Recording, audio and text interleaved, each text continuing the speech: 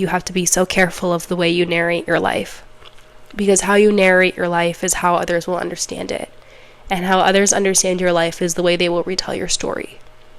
And I never want my story to be told as only the negative things that have happened to me, only the bad parts of my life, only the things that broke me.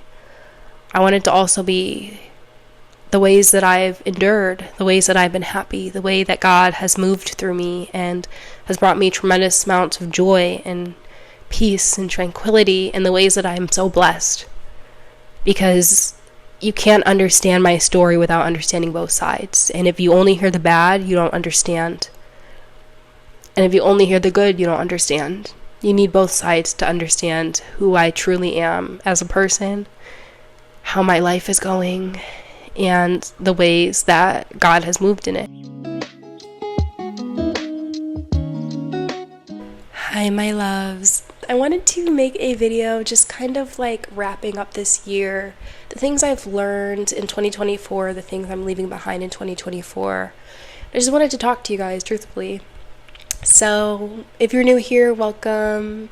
Thank you for listening. I know this isn't a reaction video, but I also do know that a lot of you enjoy what I have to say, no matter what form it comes in. So if you're new, please make sure you like, comment, and subscribe for engagement. And if you're not new, thank you for being here. Comment things that you're leaving behind in 2024 and tell me your goals for 2025 if you're comfortable. I know some people are like superstitious and don't want to share, and that's all good too. Anyways, guys, 2024 has been such an incredible year. It's also been one of the most difficult years of my life. I've dealt with so much loss and heartbreak and depression, and just my life not being what I wanted it to be. But it's also ending with me being the happiest I think I've been in a really long time, being in this new apartment, in this new city, this new job, and like I have the world at my fingertips right now, you know what I mean? So like I just wanted to make this video for future me to reference, but I want to start with the first thing that I've learned in 2024. The most important lesson I've learned is that everyone is not sent from God. And I figured that out with my relationship. I thought that I found a man that was sent by God and that my prayers were answered, and I had found this perfect person that was morally sound and everything I wanted, and he ended up being quite the opposite. He ended up being a person who was, in my belief, a pathological liar and a narcissist, and those are terms that are thrown around very freely these days, but it's something that I genuinely feel like he was, because I've actually been reading this book, and it's called The Neuroscience of Psychotherapy, and they have a chapter specifically on narcissists and another one on pathological liars, and he embodies everything. Like with pathological liars, for example, they talk about how they often portray themselves as being very morally sound, and they are very quick to point out flaws in everyone else but not in themselves.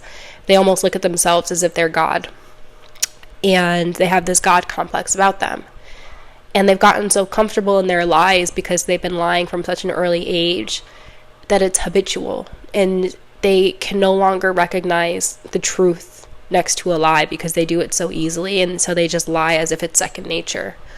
And that's who he was. And I've gotten to that point where I no longer need to like sit and just like badmouth the relationship, because I just understand like he wasn't my person, he wasn't for me, and I thank God every day that God removed him from my life, because I would have been miserable. Let's just say that I would have been miserable being with this person my entire life, because he never would have loved me how I deserve to be loved.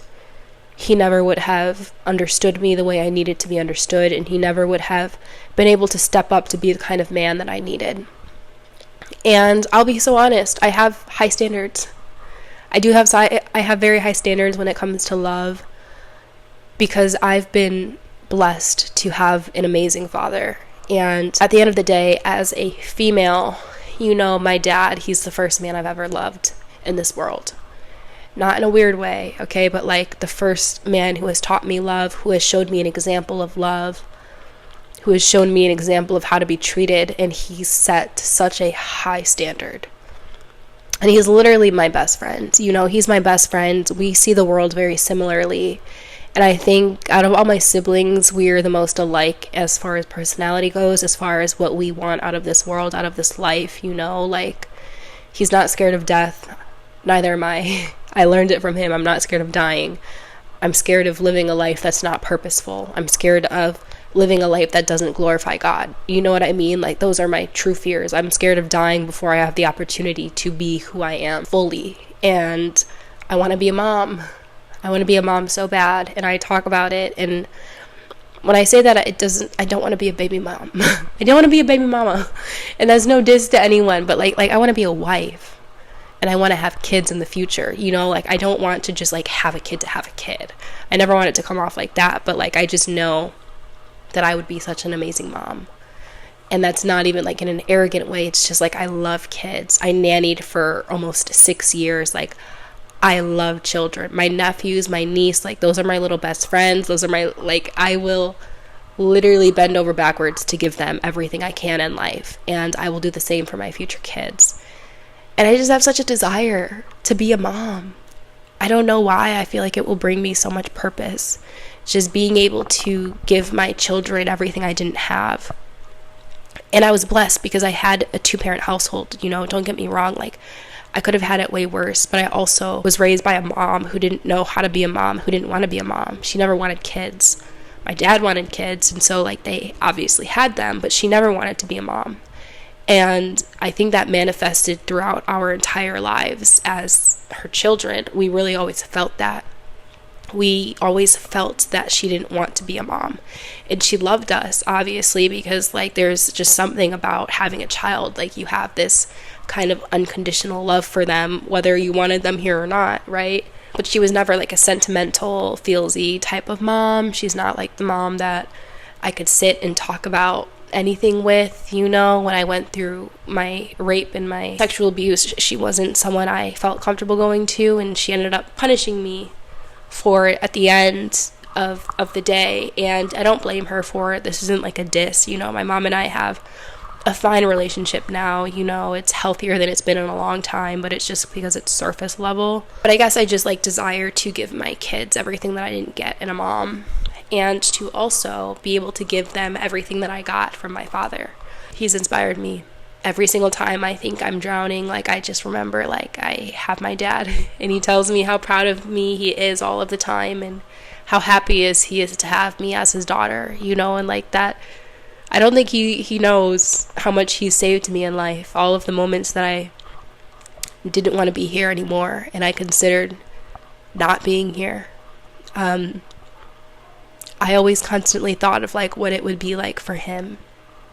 And I knew it would break his heart, and I could never bring myself to end my life because I knew that his would be forever destroyed, and it felt like that would be so unfair because he sacrificed everything he possibly could to give me the life I have now and to inspire me to move forward. He quite literally sacrificed his entire life to be a wonderful father. And it's sad because, like, the other day he told me, he was like, pie face, that's his nickname for me, FYI. I can't remember the last time my dad has called me by my government name, Allysa. Even though he gave me that name, he's never called me, and I can't remember a time he's ever called me Allysa. Pie face is my name.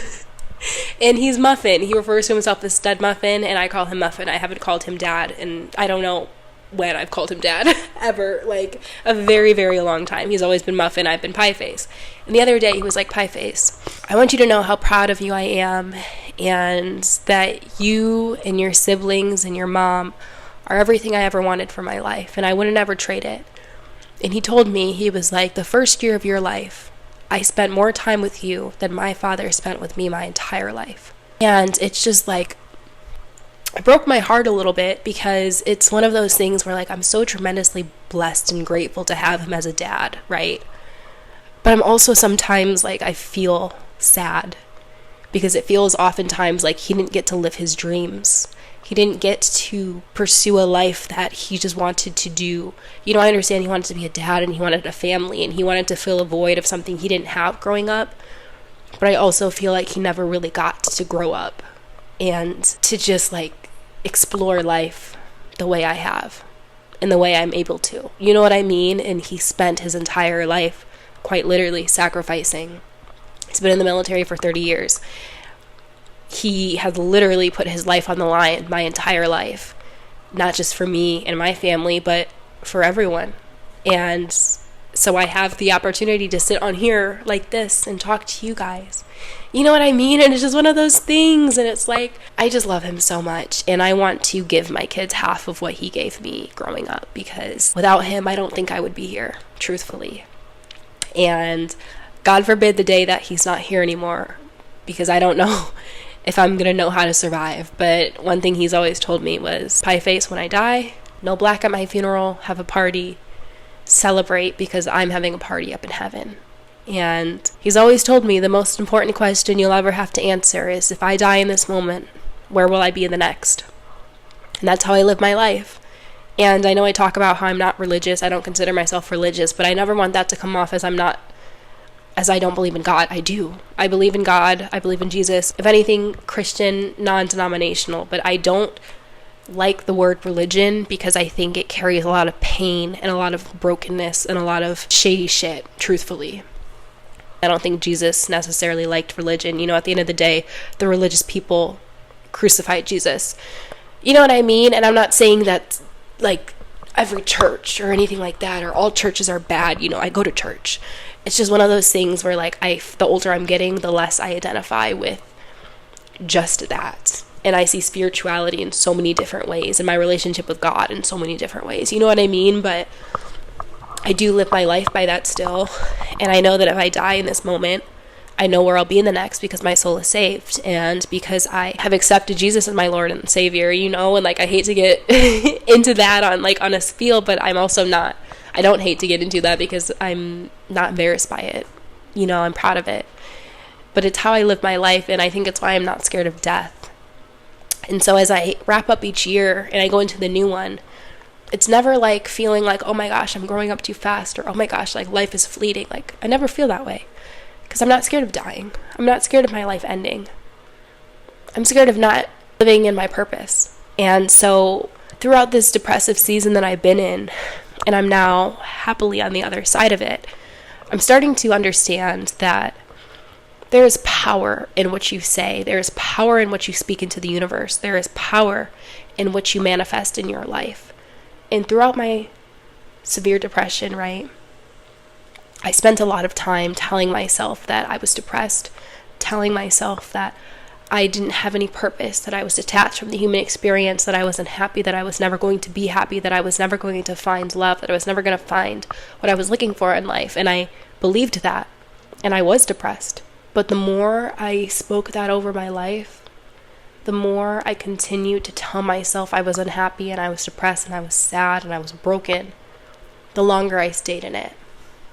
And it was only when I started waking up and thanking God for life and for acknowledging the doors that God was opening and not slamming them anymore. That was the time that I felt like I woke up every single day revamped. I felt alive again. I felt like I was living in my purpose. Even if I didn't necessarily know what that purpose was, I never woke up feeling like I was purposeless anymore, because I woke up every day and I acknowledged that God gave me another day. I woke up, I breathed air. That's more than a lot of people can say. And so I guess be careful with what you speak into the universe. Be careful of what you speak over your life. Be careful of the things that you tell yourself, because that is what you will become. Those are the circumstances that you will stay in. And there is so much power in your words. So much. And you can't see them, but on the wall behind me I have these aura pictures, right? And they say what you think you create, what you imagine you become, and what you feel you attract. And I have those as a daily reminder to be so cautious and careful of what I speak into this world and over my life, because it is so important that you speak positive things. And I'm not gonna lie, because when I was depressed, there was not anything that a positive self-help channel could tell me, anything that a subscriber could tell me, anything that a loved one could tell me that could bring me out of it. because it genuinely is something that you have to go through the depths of. You have to feel as low as humanly possible in order to understand that there's a way out. Because it was only when I hit rock bottom that I was able to see that this was as low as I could get, that there was only up from here. You know what I mean? So like, I don't ever want to discredit anyone's pain or anyone's depression or anything that you're dealing with. Just understand that there's so much more to life, and it won't make sense now. You might not understand it now. If you're going through the depths of darkness and depression and not wanting to live anymore, trust me, I've been there, and I'm here now on the other side of it. And I can tell you, like, it does change if you want it to. If you want it to enough, it can change. But you have to be willing to be uncomfortable. You have to be willing to fake it till you make it, truthfully. I didn't automatically wake up and feel purpose. I didn't automatically wake up and think that my life was worth living, but I told myself that it was until I started to believe it. And as I started to speak it over my life more and more and more, I stopped little by little feeling as depressed as I was. And I started acknowledging the doors God opened. I was no longer slamming them shut. I was no longer focusing on all of the ways God didn't answer my prayers, and I started thinking of the small little blessings He was giving me. You know what I mean? Like, God, you got me approved for this apartment. Thank you. God, you gave me 2 months of free rent. Thank you. God, you blessed me with this new amazing job. Thank you. And I started to thank God for all of the things He was doing in my life, because something I've realized is whether you're faithful to God or not, He's always faithful to you. And I started to journal a lot because I looked back on my journal through the dark times, through the happy times, through the in-between times. And I saw a lot of prayers that I had prayed that God had answered that I didn't even realize, because I was so focused on everything He wasn't doing in my life that I could not see what He was doing. You know what I mean? And I stayed in that for a really long time. And it was only when I looked back at my journal and I saw everything I was once asking for, and I saw all of the ways that those very things I was asking for God gave me, that I was able to be like, damn, shit, Allysa, wake up. God is faithful. You aren't. Fix it. You know what I mean? So yeah, guys, I would just say to be very careful of the things that you speak over your life and the things that you speak over yourself, because you can make that your reality. I would say the next thing that I'm going to leave in 2024 and carry on into 2025 is to be patient in the timing of life, to not rush. You know, I'm single right now, and honestly, for the first time in a long time, I have no desire to be in a relationship or in a romantic connection of any kind. I'm at that place where, like, I'm finally loving myself again. I finally look in the mirror and I'm like, damn, bitch, you're pretty fine. You know what I mean? Like, I had lost that in my last relationship because I just felt so unwanted. You know what I mean? And, like, especially after he had cheated with so many people, and I would look in the mirror and I would be like, what is wrong with me? You know, like, why am I not good enough? And I hated everything about myself. I hated my body. I hated my face. I hated everything. And I finally am out of that. And I finally feel so in love with myself again that I can't possibly imagine loving anyone else right now, because I'm loving myself so hard. The next person that I'm with is really going to have to earn my love and respect, because truthfully, the last two people haven't had to. I just gave it. I gave them my love. I gave them my trust. I gave them my respect, and they didn't do anything to have to earn it. And the next person is going to. They're going to have to put in a little work. They're going to have to put in a little bit of something I haven't seen before. And I'm in no rush, truthfully. I love my place. I have my little baby, my little baby Arlo, and I'm happy. I'm so happy. I have this beautiful apartment. I have a tour coming for you guys soon. I have this beautiful, wonderful job. You know, I'm going to be making really big moves in life at 22 years old, and, like, I'm so blessed. I'm so blessed with all of the opportunities that I have that are coming up, and I want to stay in this for as long as possible. And I'm only 22. I don't need to have it all figured out. I want love. I want to be in love, like, genuinely. I do. But I'm not going to force it, and I'm not going to rush it, because I would rather wait 5 years and find the right person that loves me authentically, honestly, genuinely, with everything that they are, than to rush into it and have someone only love me halfway, to only love me in the ways that are convenient for them. You know what I mean? Like, because then I'm forced to do this work all over again. All of the healing that I've done, all of the work I put into myself to be happy again, to be full of joy, and to love where I am. You know what I mean? To be proud of myself. I would have to heal wounds that I've healed already. I would have to do it again, because I'd be broken all over again, and probably broken in ways I wasn't broken before. And like, I just don't want that. So I'm going to stay single and happy and independent as long as I possibly can, until quite literally someone comes in and shows me that it's okay to love again and it's okay to trust. But I'm really truthfully terrified to fall in love again, honestly. So I'm leaving that in 2024 for now. The idea of love in a relationship is staying in 2024. It's not coming into 2025 with me. Not because I don't believe in love, just because I'm really terrified at the idea of it. Because I know what it is to love really hard and to not have that love reciprocated. I know what it is to love and be betrayed and to have your heart shattered into a billion pieces and trying to reassemble them, and they never quite fit the way they did before. You know what I mean? So like, I'm gonna be patient, and I think in 2025 I really, really do want my YouTube to prosper. I never want to sit on here and be like, I have goals to go viral, or I have goals to blow up, because I don't. I have goals to reach as many people as possible, as many people that need to hear me, or hear something I say, or need some kind of comfort in my videos. Like, that's what I aspire. I aspire to reach as many people who need to find me as possible. But I don't aspire to be viral. I don't aspire to be YouTube famous, or, internet famous, or any of those things. I don't aspire to do that. If it happens, it happens, but I'm never like wishing for that. I just want to keep doing what I'm doing, to be able to talk to you guys, to do reactions, to share parts of my life with you, and just be me. That's what I want. And whoever comes along on the journey, yeah.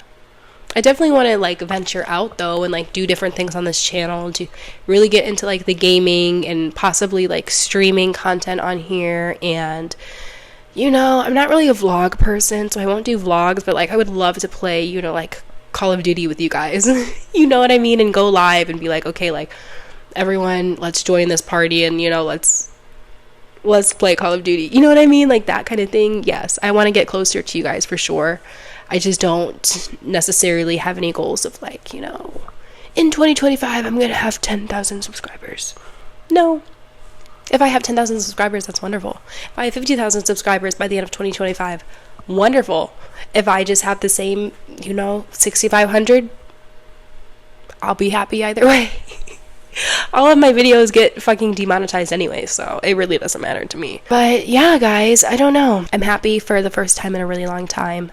I love life. I'm on the other side of a really deep, dark depression, and I wanted to make sure I come on here and share it with you, because I spoke about it in a previous video, but you have to be so careful of the way you narrate your life, because how you narrate your life is how others will understand it, and how others understand your life is the way they will retell your story. And I never want my story to be told as only the negative things that have happened to me, only the bad parts of my life, only the things that broke me. I want it to also be the ways that I've endured, the ways that I've been happy, the way that God has moved through me and has brought me tremendous amounts of joy and peace and tranquility, and the ways that I'm so blessed. Because you can't understand my story without understanding both sides. And if you only hear the bad, you don't understand. And if you only hear the good, you don't understand. You need both sides to understand who I truly am as a person, how my life is going, and the ways that God has moved in it. You know what I mean? And it was like, I don't know. It's just one of those things where when God comes into your life and changes it, you're no longer owning the rights to your story. God owns the rights now, and so it feels like I need to share it, because if I don't, then I'm just doing a disservice to him. But yeah, my loves, I know this video is probably very random, but I just wanted to come and talk to you guys about the things that I'm kind of like leaving behind in 2024, my goals for 2025. I just want peace and tranquility, to spread kindness and love, and to connect with you guys. I just want to be happy. And I have a really good feeling I'm going to be happy. I love you guys so much. Please remember to like, comment, and subscribe for engagement. And I will see you all in my next video.